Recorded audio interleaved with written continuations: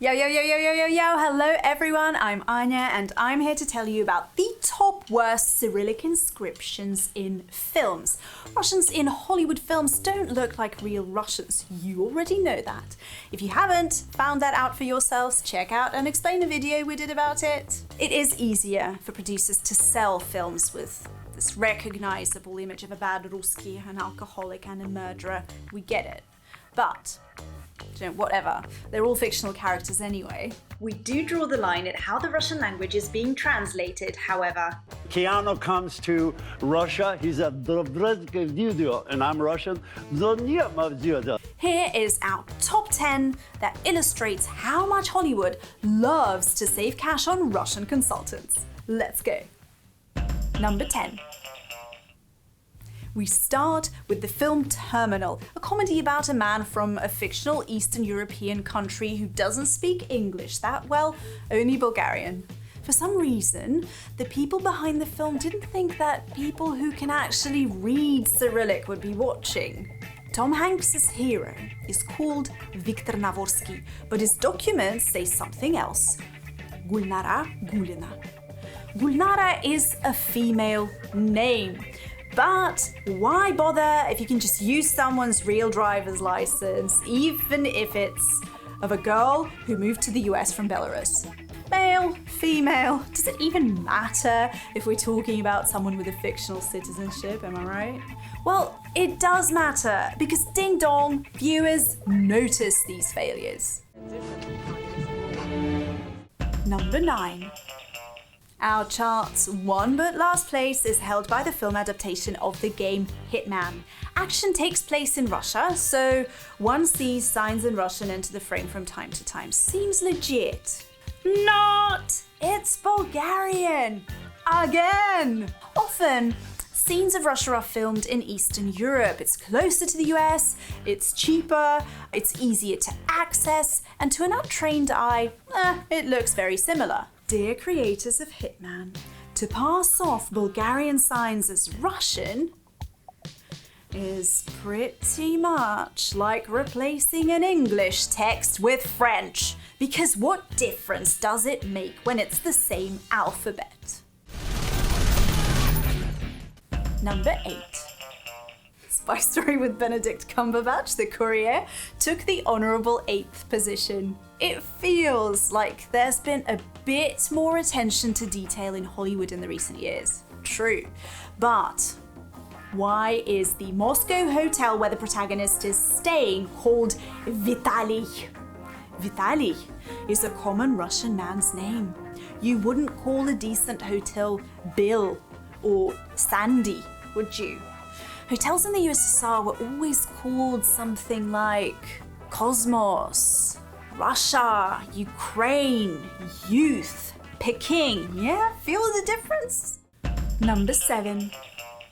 Get Smart, another spy movie, believe it or not. This one is hilarious to Russian-speaking audiences. It's a comedy, and trust me, there's plenty to laugh at. Almost all inscriptions come across as the result of poor auto-translation, and it's so bad, it's good. What is gifted access, дарёный доступ, and what is this OKO button? How about a simple da? Here's what's featured in an estimate.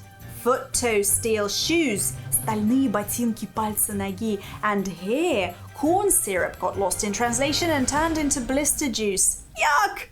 A sign above the elevator says bread in ovens.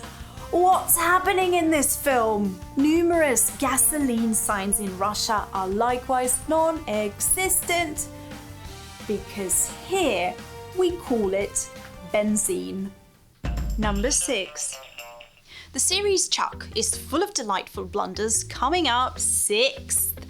I bet you that almost every other movie out there with the word spy in the title will feature Russian language.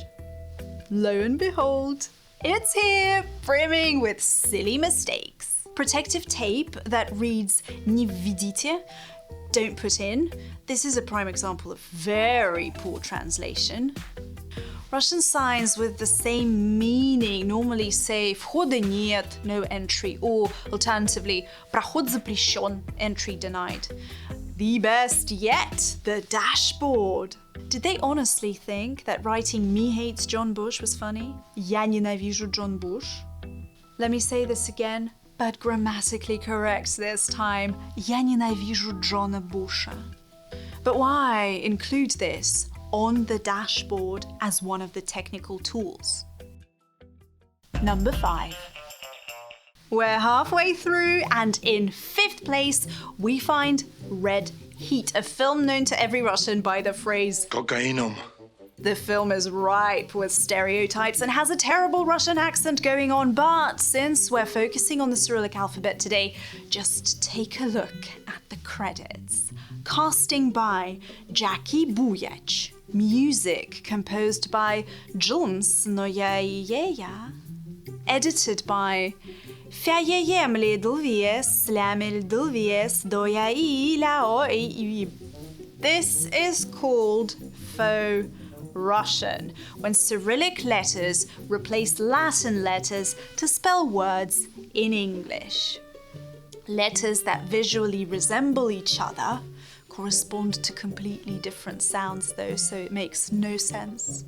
This was used to emphasize how different and exotic those Ruskies were with their own alphabet. But yeah, now it's more of a joke, really. Number 4. Independence Day didn't quite make it into the top 3, but here goes. Take a look at this map of Russia with a couple of marked cities and a fantastic caption. We see Moscow, then Petrograd, last called that in 1924 by the way, now known as St. Petersburg, and Novosibirsk, presumably Novosibirsk. The caption, Tucha Vzamzam. Tucha means rain cloud, while isn't even a word at all. Number 3. Get ready to find out which film took bronze for the worst ever use of the Cyrillic alphabet on screen. It's StarGate, SG-1, and they're our number 3 because of this map. 2 real Russian cities, Magnitogorsk and Vladivostok, mutated into this. There's a non-Cyrillic letter there and I can't even read it. It's impossible. They also replaced the Cyrillic L and D in Vladivostok with P's. No one knows why. It's impossible to read. Number 2. Second place is a tie between 2 Marvel films.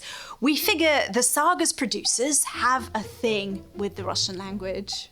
This is the final scene from Fantastic Four. It says, Головка пальца ноги on this tanker, meaning head of foot's toe. My cameraman's laughing.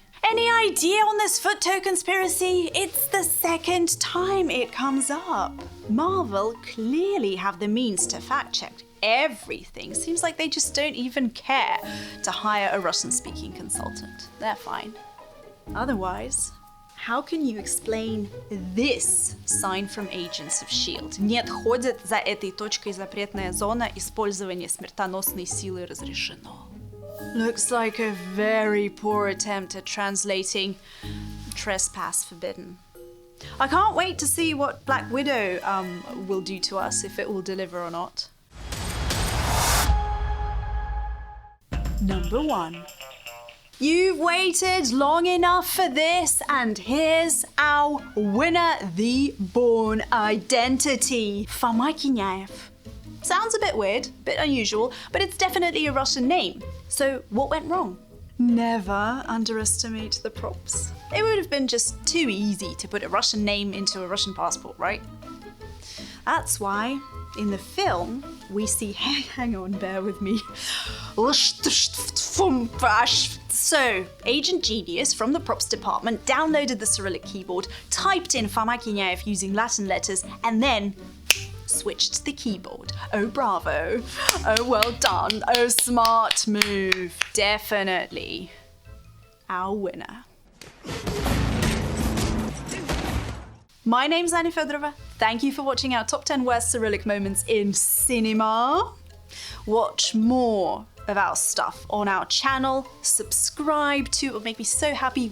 A little birdie told me that Netflix will now directly work with Russian producers, and they're already allegedly working on an Anna Karenina adaptation. Challenge accepted. Pass my popcorn. We're going to be watching close.